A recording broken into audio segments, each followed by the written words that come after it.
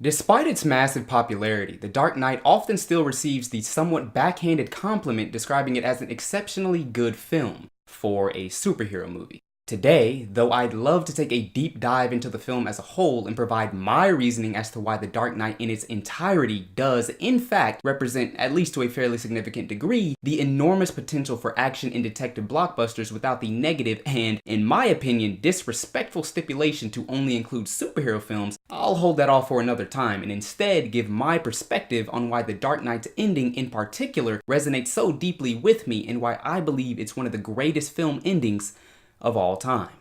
So, let's get started. You either die a hero, or you live long enough to see yourself become the villain. We are in very serious trouble. Look, Jeffrey Dahmer was eating the shit out of niggas' heads. He's the one.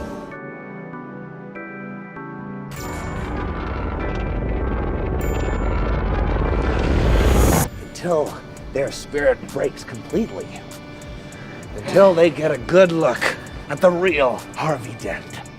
The Dark Knight's ending epitomizes and concludes all of the themes the film had been establishing throughout its earlier scenes. At this point, these pivotal concepts culminate in an amazingly directed sequence that not only leads the film's plot into its inevitable conclusion, but also embodies the changes these characters have made throughout the movie's previous 2 hours. While the Joker himself is no longer present and does not return for the remainder of the film, his immense effect still persists, primarily through Harvey Dent and his corrupted actions against Batman, Gordon, and his family. The Joker's influence on Harvey, clearly seen in his final few moments, makes me realize just how deeply intertwined Batman, Harvey, and the Joker were regarding arguably the film's most important theme about heroes and villains, which Harvey himself had proclaimed earlier. Now, I could just tell you myself, but since Harvey has a far more personal experience with it, I'll let him tell you. So, Harvey? Okay, fine. You either die a hero, or you live long enough to see yourself become the villain. Initially, when Harvey says this, the audience doesn't know exactly who it applies to, whether Batman himself will die as a hero or end up becoming a villain by the film's finale, or if someone else has a role to play in this relationship as well. Eventually though, after several attempts by the Joker to plunge Gotham into chaos, it's apparent that Harvey's words, which were originally in reference to Batman in a conversation about Julius Caesar and his refusal to relieve his power, referred to both Batman and Harvey himself, with the Joker tempting each of them, hoping to corrupt them into villains. However, he only succeeds with Harvey after indirectly causing the death of Rachel, the person he cared for the most. Harvey's love for her held so much influence over his sanity that losing her effectively pushed him over the edge after just a little tampering from the Joker, pulling Harvey into a darkness he would never escape and personifying the idea about heroes becoming villains he had presented earlier in the film. Despite the Joker's numerous attempts to convince Batman to turn against his ideologies, Batman persists. Unlike Harvey's corruptible nature, Batman is, as the Joker says, Garbage who kills for money. Wait, that's not right. Let's try this again. Batman is, as the Joker claims, Incorruptible, aren't you? thank you. While Harvey personifies his message at the beginning of the film by transforming from an adamant and hopeful attorney into the cruel villain he had previously despised, Batman breaks the mold of Harvey's message as a person willing to be whatever helps those he cares for, seen when he sacrifices his own image to uphold the illuminating idea of a white knight that Harvey himself had once exemplified, even if that means letting the world believe he is a vicious murderer. The Joker, however, is the tool that repeatedly tries to bend them away from their mostly benevolent goals. He desires chaos and destruction, hoping to force others into his whirlwind of devastation as well, which brings him into the paths of 2 of Gotham's most influential people, Batman and Harvey Dent. The Joker, being so smart and elusive, forces both Batman and Harvey to face temptation into villainy, which further develops both characters and culminates in the film's finale. The Dark Knight's ending perfectly concludes the complicated relationship Harvey, Batman, and the Joker shared and connects it back to the ideas surrounding heroes and villains that Harvey had expressed earlier in the film. We see a well-directed conclusion of 3 characters the film had been developing, and we get a satisfying end to these relationships, seeing how both Harvey and Batman respond to the Joker's adversity, and where Harvey's prophetic words would eventually take these 3 incredible characters. The only morality in a cruel world is chance. Unbiased, unprejudiced. The Dark Knight's conclusion also does a fantastic job of wrapping up many of the other major and minor plot points that had been building throughout the film, as well as leaving some of these ideas open to interpretation and debate. Although the sequel, The Dark Knight Rises, resurfaces a few of these ideas, the ambiguity The Dark Knight creates during the film's finale simultaneously leaves the audience wanting the story to continue, whether it be simply for entertainment or in search of answers to these questions, but also satisfied in how these plot points have concluded after watching their development for 2 hours. I should, however, discuss the specific examples I'm referring to and detail how and why I think they work so well. Starting off with Morgan Freeman's Lucius Fox, I paid particular attention to the film's portrayal of the ethical differences between Fox and Batman when he told Fox about his desperate plan to find and capture the Joker, even if that meant using a potentially dangerous machine to unethically hack into the citizens of Gotham's phones in search of him. In fact, Lucius is so against the use of this machine that he says, "This is wrong." Lucius's adamant stance against the unethicality of this machine vocalizes just how far the Joker had pushed Batman, forcing him to consider taking actions he most likely never would have previously. As the conversation continues, however, Batman responds to Lucius's final condemnation of Batman's machine, saying, When you're finished, type in your name. Leaving the audience wondering whether the Joker had, in fact, pushed Batman so far into desperation that he'd become someone so unethical, so willing to spy on the common citizens of Gotham to invade their privacy and security, just to capture one man, and perhaps even more troubling, continue doing so to capture more villainous figures in the future. However, Batman hadn't become so uncontrollably obsessed with taking down the Joker like Fox had led the audience to believe, so when he types in his name, like Batman had told him to do much earlier, the machine shuts down and we realize that Batman hadn't actually become the villain he had been fighting against for so long.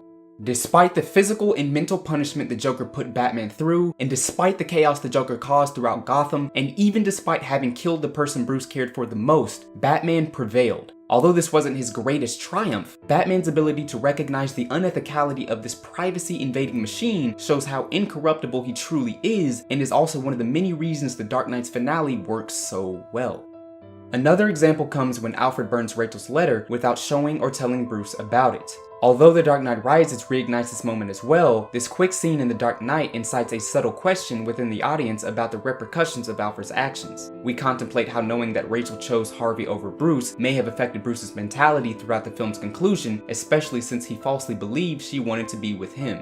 As one of several unresolved issues, we also eagerly anticipate what would happen after the film's final shots, leaving us debating the impact each character may have had on one another and the story as a whole, keeping many of the film's themes firmly in our heads long after the story's conclusion.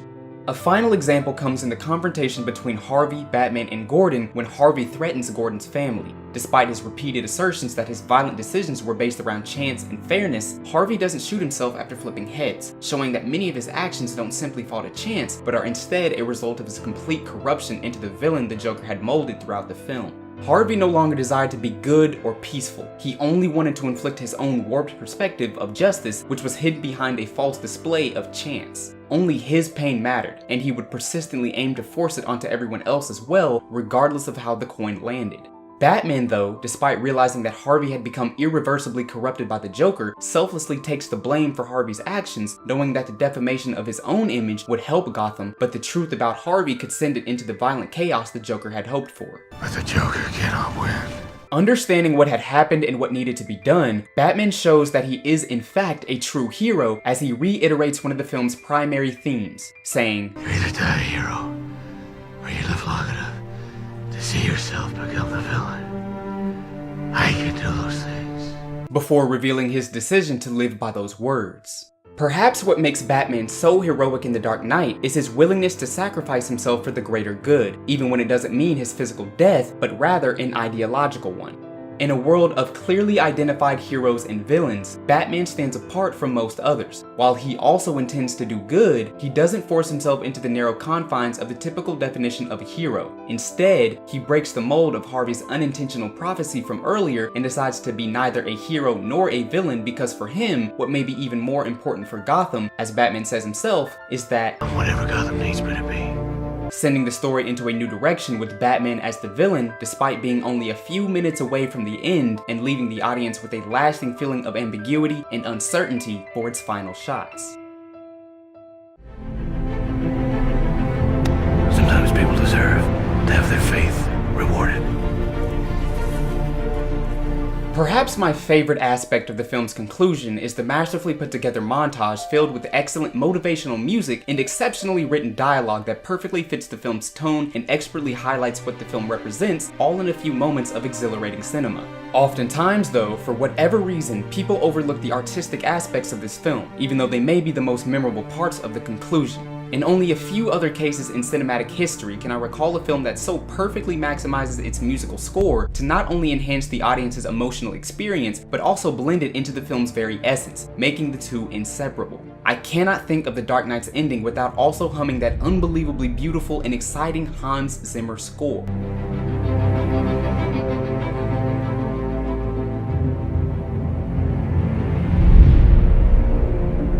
As I mentioned earlier though, the film's finale does of course do an excellent job of weaving together the dialogue alongside the increasingly exciting music filled with beautiful and awe-inspiring percussive and orchestral sounds, making each second more intense than the last. Hearing the spectacular and thought-provoking dialogue in the conversation between Gordon and Batman conclude the film's central theme surrounding a hero's progression into a villain coincide with well-placed transitions and an inspirational, vibrant score perfectly flows together to create an amazing sequence following up and ending an already incredible film. Even more incredible though are the film's final shots, the perfect lasting images that stay with you for years to come. Alongside Gordon's narration, telling his son the inspiring truth about Batman's sacrificial actions, the music continuously builds, pulsating perfectly with Gordon's words and enhancing the scene as Batman stumbles to his ride before driving off into the night one more time, leaving you with one more moment in awe and uncertainty as the film finally ends. Gordon, I think I've said enough for today. So, for anyone who's forgotten, can you just remind us one more time who Batman is, and take us out of here? He's a silent guardian, a watchful protector, a dark knight.